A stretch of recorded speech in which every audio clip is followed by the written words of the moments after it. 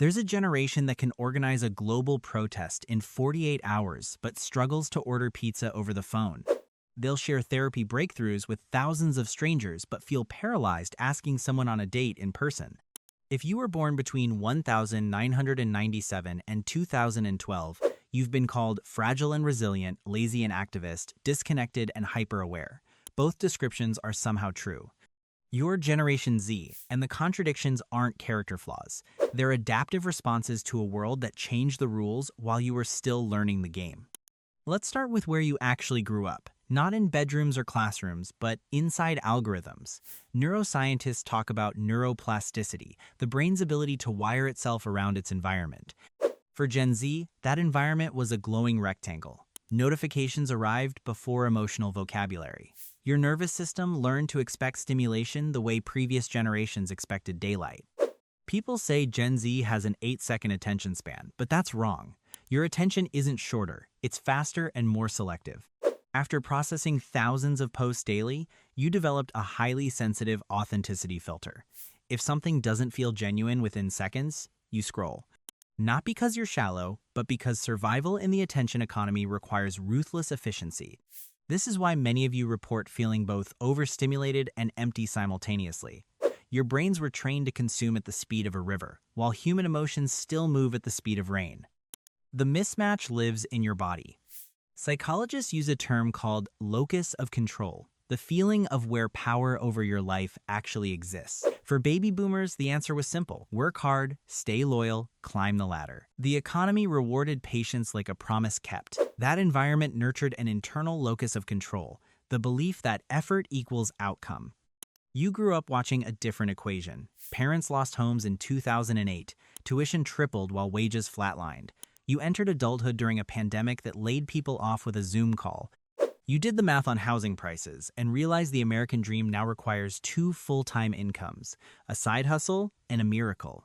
When the system stops responding to effort, the mind shifts to an external locus of control, the sense that invisible forces, not character, decide the future.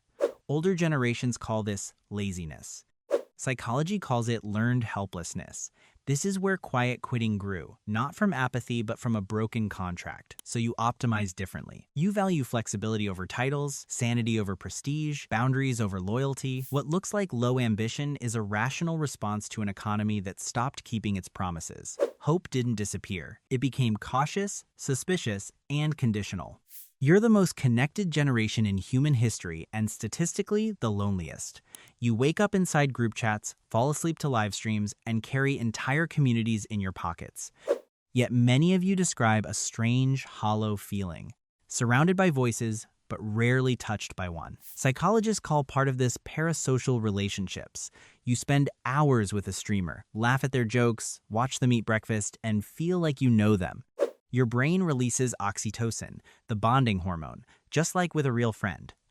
But the bridge only goes one way. Intimacy becomes a simulation, warm and vivid, but ultimately unreachable.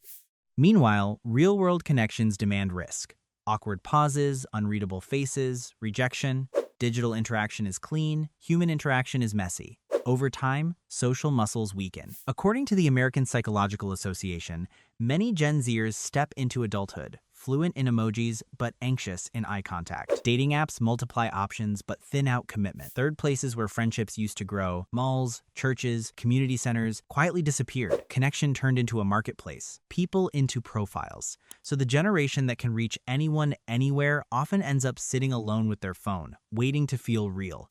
Before algorithms, before the economy, there was home. And many Gen Z homes were quieter than they looked.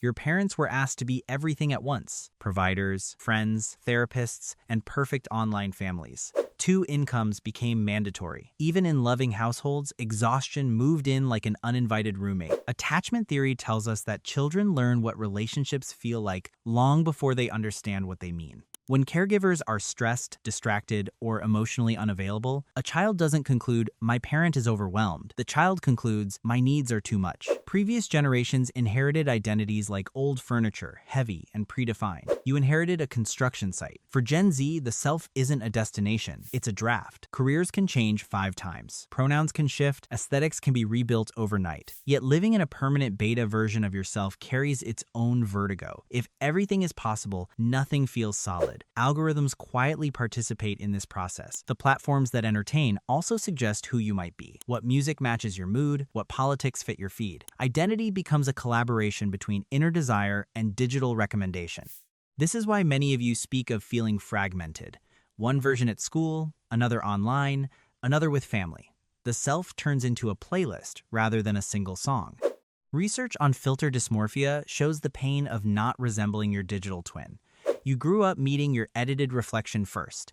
The unfiltered body feels like the imposter. Older generations were taught to survive first and feel later. You reverse the order. You speak about anxiety the way your grandparents spoke about the weather, openly, without shame.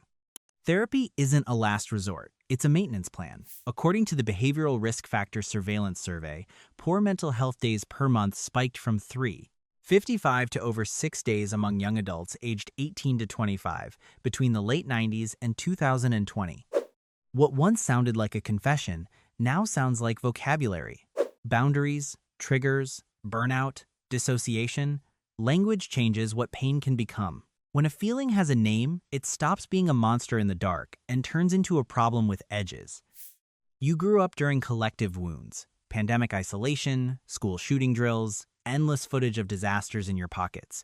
Your nervous system learned to live in emergency mode. Naming mental health wasn't a trend. It was a map. What your generation understands intuitively is simple. Unspoken pain doesn't disappear. It organizes the body from the basement. So you talk, online, in group chats, in therapist offices, in comment sections at 3 a.m., you're building a public language for private storms, refusing to treat suffering as personal failure. If you measure strength by how much someone can endure in silence, Gen Z will always look fragile. But you change the ruler. For you, resilience isn't a clenched jaw. It's the courage to say, "I'm not okay." It's choosing rest over performance, therapy over pretending, boundaries over applause. You're building families out of choice rather than blood. Group chats that feel warmer than living rooms. Online communities that notice when someone disappears. You're learning digital hygiene, turning off notifications, protecting sleep, stepping outside without documenting it. Not against progress, but against being owned by it. Many of you would rather earn less and live more than inherit a lifestyle that empties you slowly. You're experimenting with softer definitions of success. A calm nervous system, a few honest friendships, work that doesn't require leaving the self at the door. This is resilience that looks gentle from afar and radical up close. So, is Gen Z broken?